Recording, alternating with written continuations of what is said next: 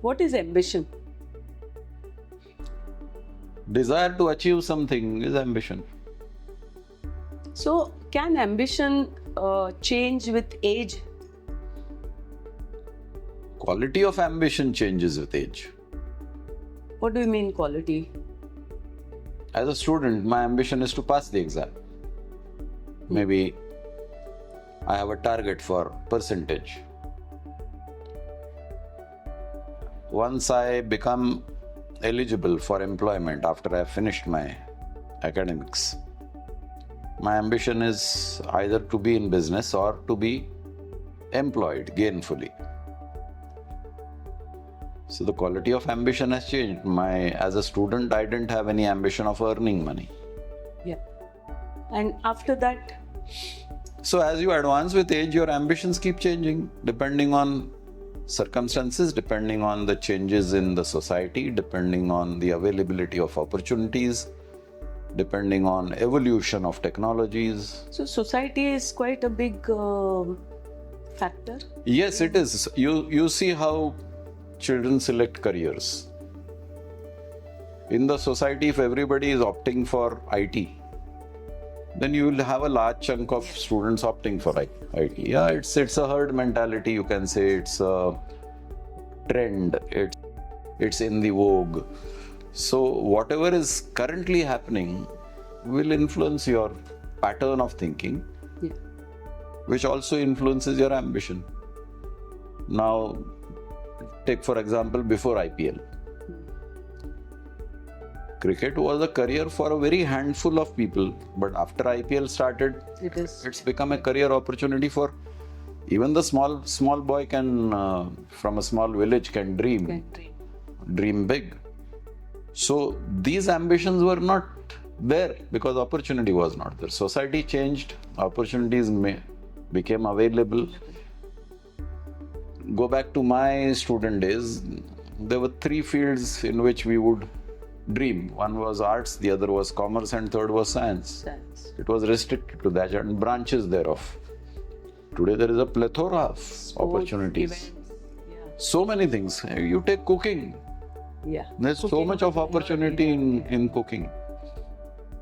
So yes, ambitions keep changing with the environment. Could ambition be troublesome? Over-ambition can be troublesome.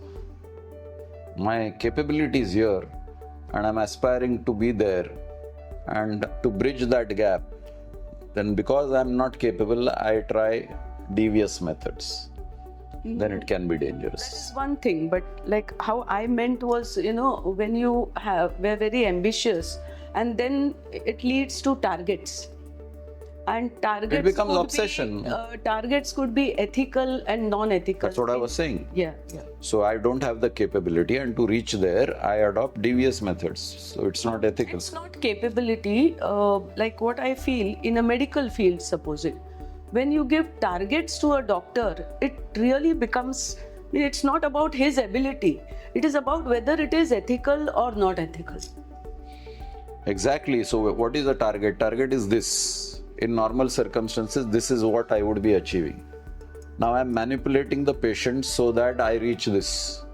So what is this? This is deviousness. Deviousness.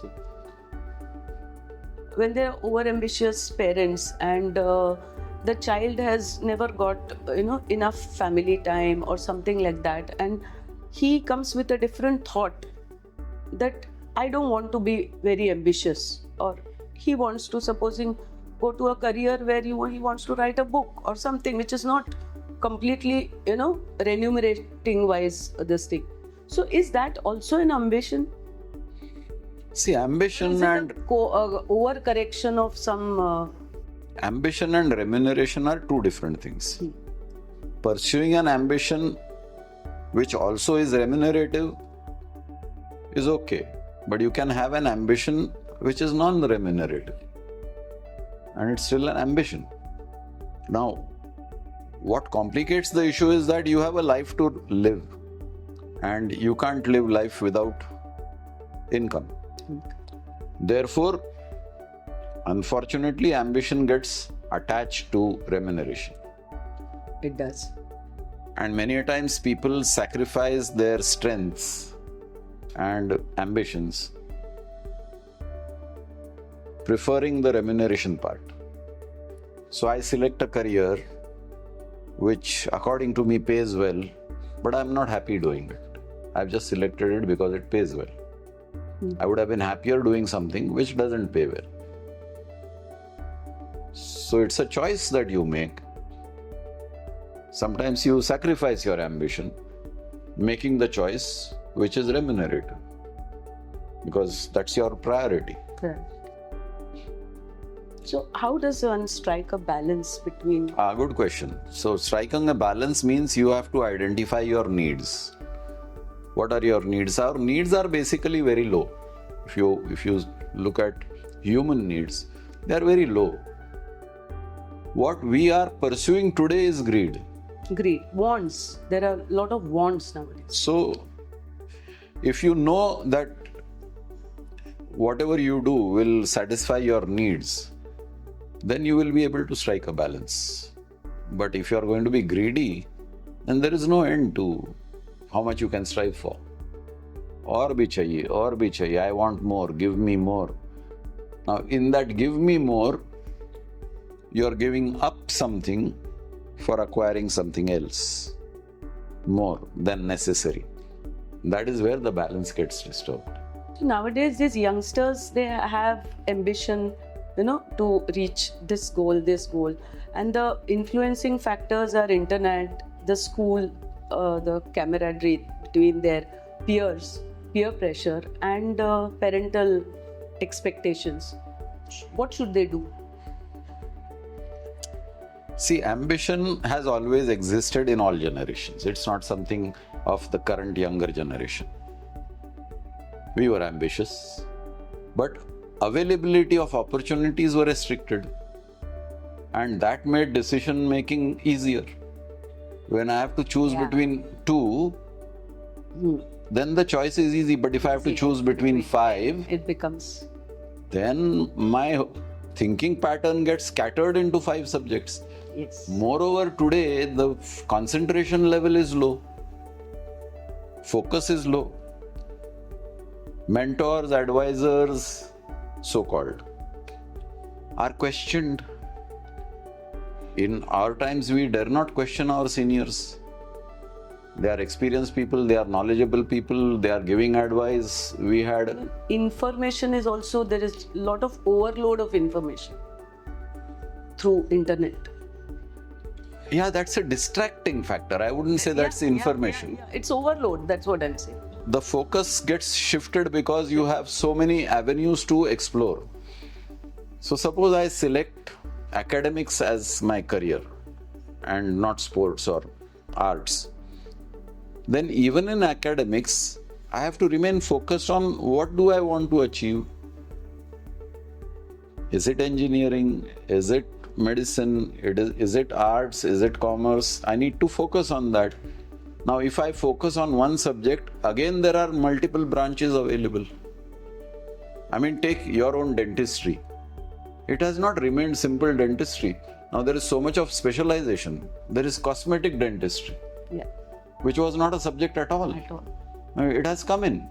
So with so much of availability, I tend to jump from subject to subject to subject without giving adequate attention, time, energy, and dedication to pursue and achieve.